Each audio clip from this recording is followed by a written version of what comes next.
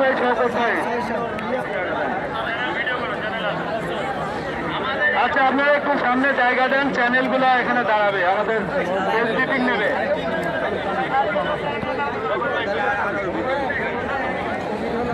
একটু সামনে জায়গা দেন, প্রেস মিটিং হবে। এটা সব আমাদেরই কাজের জন্য, আমাদের দরকার যেটা সেটাই ওনারা আমাদের সহযোগিতা করছেন। আমরা অনেক অনুরোধ করছি তাদের, আরো অনুরোধ করছি যারা আরো ভালো হয় কীভাবে সে কাজ করার জন্য। আপনি ওনাদের একটু জায়গা দেন। আপনারা শুনেন, অনেকে বাড়ি চলে গেছিল, বাড়ি থেকে আবার আসছেন আমাদের খবরে, আমাদের যাকে সারা দিয়ে অনেক পয়সা খরচ করে আমাদের এটা সার্থক করাটা হচ্ছে আমাদের অতিরিক্ত জরুরি। কারণ আমাদের দাবি হচ্ছে শনিবারের মধ্যে। এখন আপনি একটু জায়গা করে দেন, একটু জায়গা করে দেন, একটু জায়গা করে দেন, একটু জায়গা করুন প্রেস ব্রিফিং এর জন্য। সাংবাদিকরা আসবে, চ্যানেলগুলো টিভি চ্যানেলগুলোকে একটু জায়গা, এটা কিন্তু আমাদের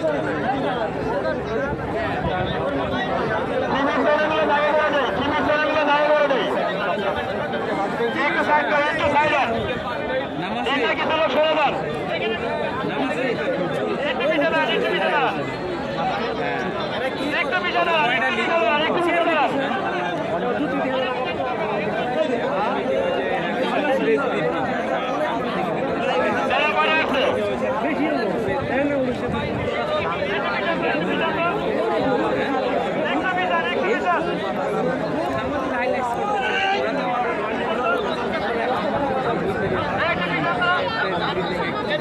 ফ্যামিলিকে আমরা আমাদের ডাকে সারা দিয়ে আজকে যে জনসমুদ্র আমরা সবাই দেখছি পরিবার, তাই না? আমি একটা কথা বলতে চাই, আজকে আমাদের ডাকে যে জনসমুদ্র হয়েছে আমরা মিডিয়ার মাধ্যমে সরকারকে জানিয়ে দিতে চাই। ওদের কথা বলে কেন?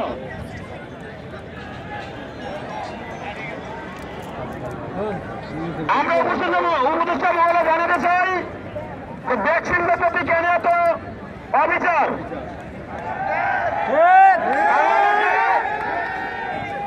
6,000 উপরে গার্মেন্টস আছে, সব নিয়ে চললে ভ্যাকসিন কেন চলবে না?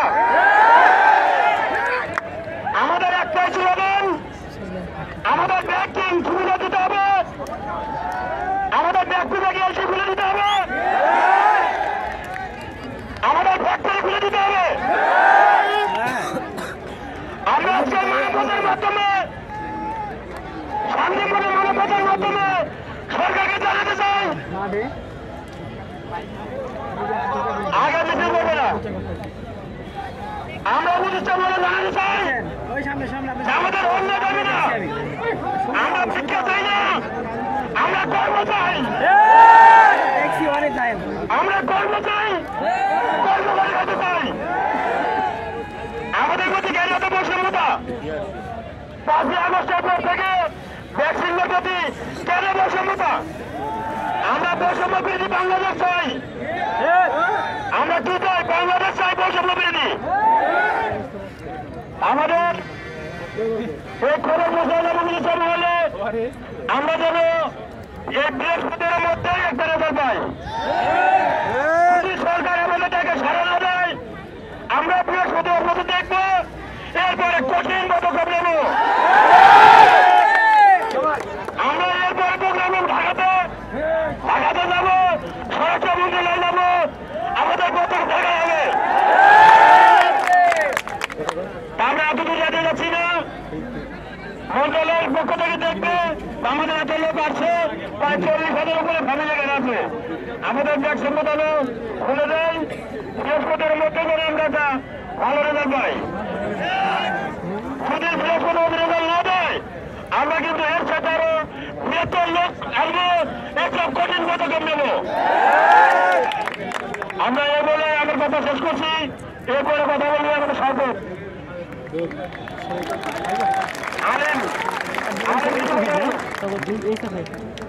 আসসালামু আলাইকুম।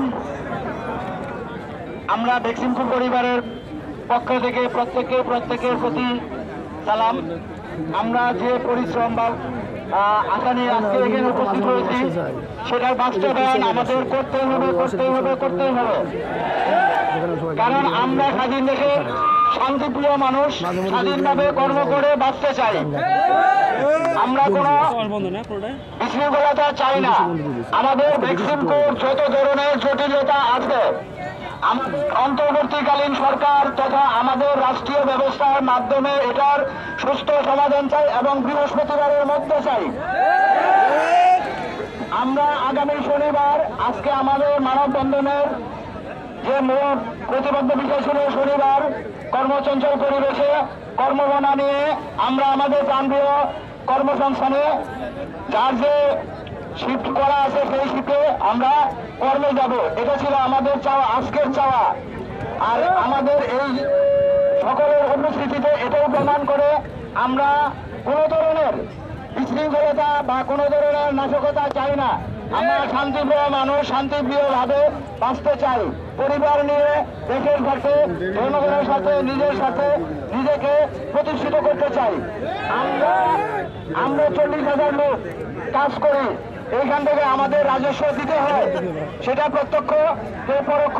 আমি প্রত্যক্ষ দিই, আপনি পরোক্ষ দেন। পরোক্ষ কি হচ্ছে, আপনি যে বাজার থেকে পণ্য কিনেন সেইখান থেকে আপনার জন্য ট্যাক্স কাটা নিচ্ছে। তার মানে কি আপনি বাংলাদেশের উন্নয়নে সরাসরি সম্পৃক্ত। আপনার তাহলে কেন সরকার যদি আপনার থেকে নিতে পারে তাহলে আপনাকে কেন কর্ম দিবে না? যদি ভ্যাকসিনকে অন্তর্বর্তীকালীন সরকার তথা রাষ্ট্রীয় ব্যবস্থায় চালু না করতে পারে, আগামী আজকে হচ্ছে 14 তারিখ, 20 তারিখের মধ্যে ভ্যাকসিনকুতে কর্মরত 40,000 লোকের ভ্যাকসিনকুতে কর্মরত 40,000 লোকের চাকরি নিশ্চয়তা করার পর ভ্যাকসিনকু বন্ধ করার ঘোষণা দিতে হবে। অন্যথায় এই অন্যায় দাবি, অন্যথায় এই অন্যায় আমরা মেনে নিব না। কারণ আমরা ভিক্ষা চাই না, আমরা যে চাই যোগ্যতা অনুসারে আমরা কর্ম চাই। যদি শনিবারের মধ্যে আমরা এখান থেকে আপনাদের সাথে কথা বলার পরে আমাদের যে বর্তমানে ভ্যাকসিন কোর্টে কর্মরত ঊর্ধ্বতন কর্মকর্তারা আছে তাদের সাথে বসে আমরা একটা স্মারকলিপি তৈরি করব। যে স্মারকলিপি আমাদের বর্তমান যিনি দায়িত্বে আছেন উসমান কায়সার চৌধুরী এবং রিসিভার যিনি আছেন রুহুল আমিন, ওনার মাধ্যমে আমরা রাষ্ট্র পক্ষের কাছে পৌঁছাবো। আমরা আমাদের ঊর্ধ্বতন কর্মকর্তার মাধ্যমে ওনাদেরকে পৌঁছাবো এবং ওনারা আমাদের নিশ্চিত করবে যে এটা কখন কিভাবে কোন দিন পৌঁছাবে এবং সেটার নিশ্চয়তা দিতে হবে যে আমরা পৌঁছেছি তার আমাদের প্রমাণ দিতে হবে। আমরা তাদেরকে যে দিয়ে দিছি তারা পকেটে ভরে রেখে দিয়েছে, মন্ত্রণালয় কাজ করছে না, আমরা মানি না। আমাদের দেখাইতে হবে যে হ্যাঁ আমরা এই মন্ত্রণালয়ে এইভাবে প্রসেস করে আমরা এটা আমাদের কর্মপরিস্থিতিটাকে সুস্থ স্বাভাবিক করার জন্য এই ব্যবস্থা গ্রহণ করছি। অতএব আমি বলবো আমাদের এইখান থেকে আমরা দীর্ঘদিনের এই নিরলস প্রচেষ্টায় আপনারা যারা সাড়া দিয়েছেন, আমি আপনাদের ধন্যবাদ দিয়ে ছোট করব না। আমি আপনাদেরকে বলবো যদি পুনরায় আমাদের এই প্রাণপ্রিয় প্রতিষ্ঠান খোলার জন্য আপনাদের ডাকা হয়, আমি আশা করব আপনারা প্রত্যেকে স্ব অবস্থান থেকে স্ব উদ্যোগে এবং যদি কারো জানা না থাকে তাকে জানিয়ে আপনারা চলে আসবেন। আমরা এরপরে যদি কর্মসূচি ঘোষণা করি, রোড মার্চ কর্মসূচি ঘোষণা করব সরকারের।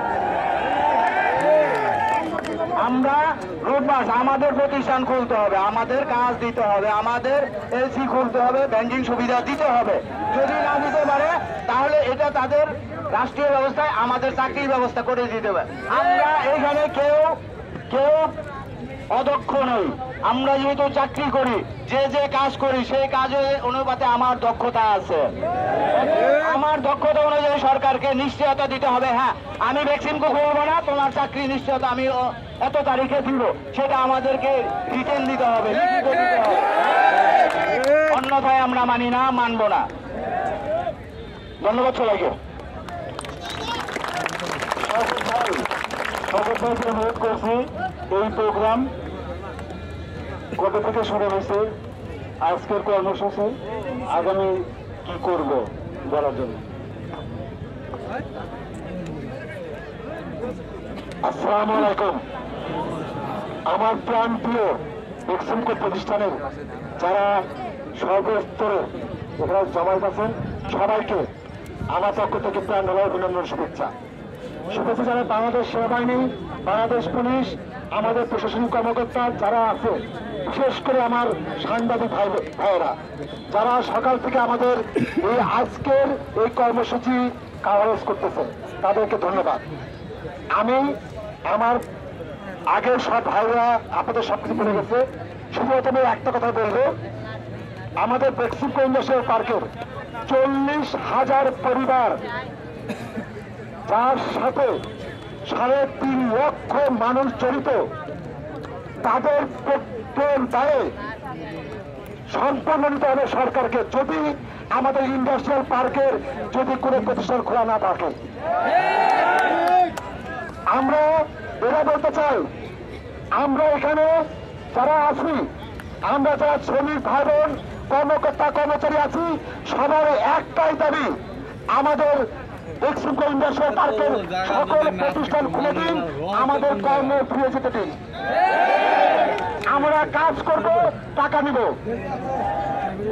এবং সবার কাছে দাবি, বেক্সিমকো ইন্ডাস্ট্রিয়াল পার্কের সকল ব্যাংকিং সুবিধা সহ back to back LC open করে আমাদের কর্মসংস্থানকে সচল করুন।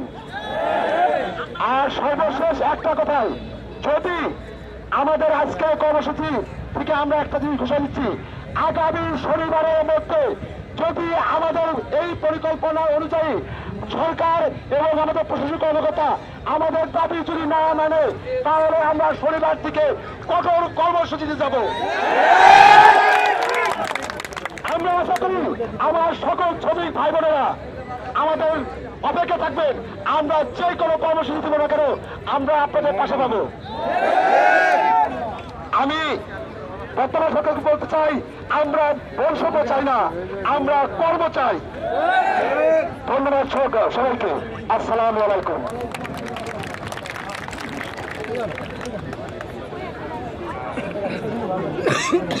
আসসালামু আলাইকুম।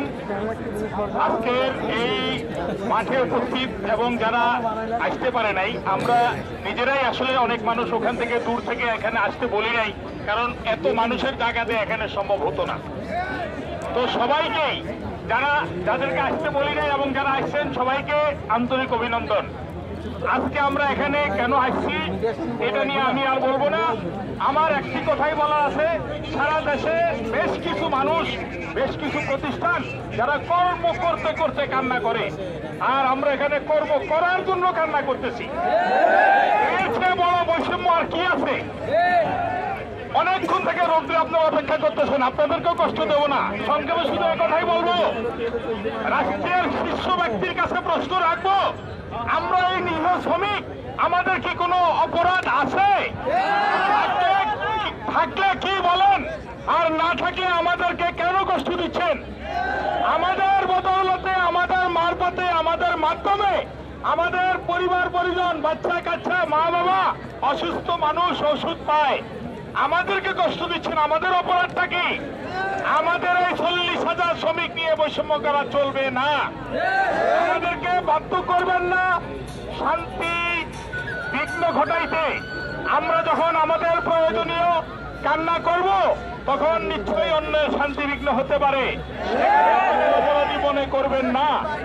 আমি বিশ্বাস করি আপনাদেরকে উদাত্ত আহ্বান জানাবো, সামনের দিনগুলোতেও আজকে যেভাবে প্রাণচঞ্চল্যভাবে এখানে উপস্থিত হয়েছেন, সামনের দিনগুলোতে আরো ডাবল হয়ে মনের শক্তি সঞ্চয় করে আমাদের সাথে যোগ দিবেন ইনশাল্লাহ। আপনাদের সবাই সুস্বাস্থ্য কামনা করি, আপনারা শান্তিপূর্ণভাবে থাকবেন, ভালো জীবনযাপন করবেন। আসসালামু আলাইকুম। এখানে পরিচয় একটাই, আমরা বেক্সিমকো বিপ্লব, উনি আমাদের সঙ্গে থাকেন, ওনাকে অনেকে চিনেন, আমাদের বেক্সিমকো এমপ্লয়, এটাই পরিচয়, আর কোনো পরিচয় আমাদের জানার ছিল।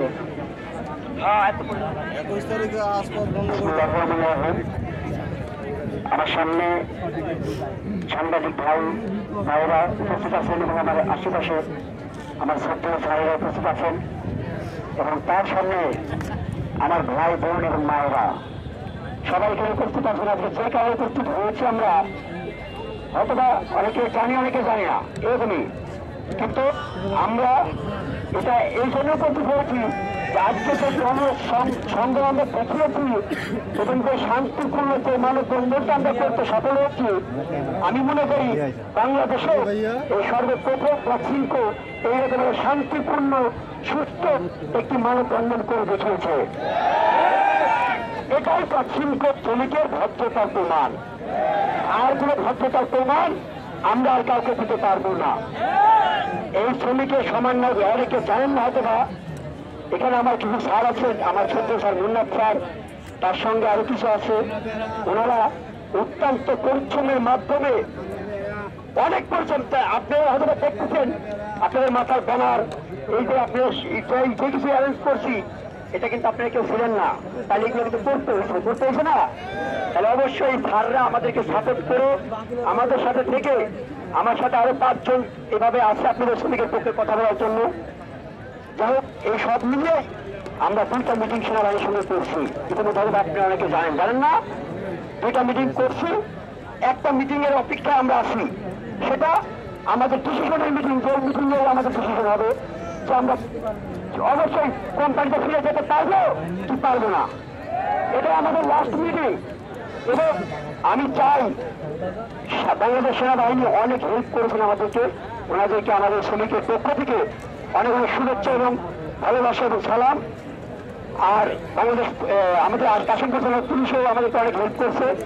যাই হোক, আমি আর কথা বাড়াবো না দাঁড়ালা। আমাদের যে পানের দাবি, এই যে 13,000 শ্রমিক, আমরা আগে নেয় আমরা একসঙ্গে আবার কাঁধে কাঁধ মিলিয়ে এই ভ্যাকসিন করতে ধরতে চাই, তাই না? আর এই ভ্যাকসিন থেকে ঢোকার জন্য যদি এরপরে আরো কোনো কঠিন কর্মসূচির ব্যবস্থা করতে হয়, তাহলে যদি অনেকে না পায়, আমি বুঝলাম আপনাকে সামনে থেকে এই কর্মসূচিকে সামনে থেকে আগিয়ে নিয়ে যাবো। সবার সাপোর্ট এবং সবার ভালোবাসা আহ্বান করতেছি। এবং আমাদের ফ্যাক্টরি খুললে এলসি খুলে যাবে, এই বিষয়ে আমরা টেনশন করতে চাই না। আমাদের প্রধান দাবি, আমাদের ফ্যাক্টরিটা খুলতে হবে, 42,000 মানুষের কর্মস্থল ফিরে দিতে হবে। এই 42,000 মানুষ নিয়ে কিসের রাজনীতি? শ্রমিকদের তারা রাজনীতি করতেছেন। এই 42,000 মানুষের তাদের দাবি, জীবিকার দাবি। ভ্যাকসিন মৃত্যুত আন্দোলন করে নাই, বিগত 4-6 দিন হয়ে গেছে মৃত্যু আন্দোলন করেছে ভ্যাকসিন, কিন্তু পুরো শ্রমিক শ্রমিক নৈরাজ্য সৃষ্টি করে না দেশে। এই দেশে আমি বলতে চাই, যারা বাংলাদেশ সরকার চালাচ্ছেন এবং বাংলাদেশটাকে অনেক সুন্দরভাবে সাজাচ্ছেন তারা, তাদেরকে বলতে চাই যে এই দেশে আসলে শুরু করে গাজীপুর পর্যন্ত ম্যাক্সিমাম ফ্যাক্টরিতেই আন্দোলন চলছে, চলবে না। তাদের দাবি মেনে নেওয়া হচ্ছে, তাদেরকে আবার কর্মে গ্রহণ করা চলবে না। তাহলে ভ্যাকসিন বললে পরীক্ষার সমস্যা, সবাই চলবে, ভ্যাকসিন চলবে না, এটা তো মেনে নেওয়া যায়। চলবে, সবই চলবে, না চলবে কিছুই চলবে না। আরেকটা কথা আমরা বলতে চাই, শ্রমিকরা যদি কোনো রাজনীতি থেকে থাকে, কোনো দুর্নীতি থেকে থাকে, ওই সমস্ত দালালেরা সাবধান, তাহলে অবশ্যই আপনারা দাঁড়াতে পারবেন না। আজকে প্রার্থীরা শ্রমিক দেখিয়ে দিয়েছে জনসম্ভ তৈরি করে, দেখিয়ে দিয়েছে 43,000 মানুষ একত্র হয়ে, শুধু 43,000 হাজার না, আজকে তাদের 70 থেকে 80,000 লোক আমাদের সাথে একত্র হয়েছে। বাড়িওয়ালা, দোকানদার, অটোওয়ালা সবাই আজ সাথে অংশগ্রহণ করেছে।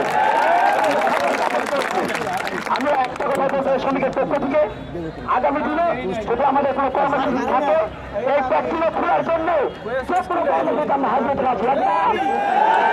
অবশ্যই সবাই আসবেন এবং আমাদেরকে সাপোর্ট করবেন, আর সবার সঙ্গে সবাই যোগাযোগ রাখবেন। যোগাযোগ রেখে সবাই কোনো প্রকার ভয় পাবেন না, কোনো ভয় নাই। সেখানে 42,000 মানুষের সমাগম, সেখানে ভয় কারণ নাই। আমাদের অনিশ্চিত দাবি নাই। আমাদের ব্যক্তিগত করেছেন, ওপেন করেছেন, ব্যাংকিং সুবিধা চালু করেছেন। আমার ম্যানেজার স্যাররা যারা পরিচালনা করছে ওদের 5 মাসের বেতন টাকা, ওনাদের 5 মাসের বেতন কোথায়? ওনারা 5 মাস ধরে বেতন পায় না। ওনাদের সংখ্যা আছে বা ব্যাপার আছে, ওনাদের মানুষ আমাদের অভিভাবক, তাই না? ওনারা কিন্তু আমাদের অভিভাবক, ওনারাই কিন্তু আমাদের ধরেছে। এই শ্রমিককে ওনারাই অধিকার বানিয়েছে, ওনারাই সুপারভাইজার বানিয়েছে, ওনারাই আইনটি বানিয়েছে। সেই ক্ষেত্রে ওনারা আমাদের কিন্তু সম্মান পায়, তাই না? অবশ্যই পায়। তাহলে ওনাদের দাবিটা আমাদেরই দাবি। এই জন্য বলতে চাই, এখানে সাংবাদিক ভাই আছেন, অবশ্যই আমাদের কথাগুলো এবং আমাদের পানের দাবি, আমাদের এই পান্না, এটা অবশ্যই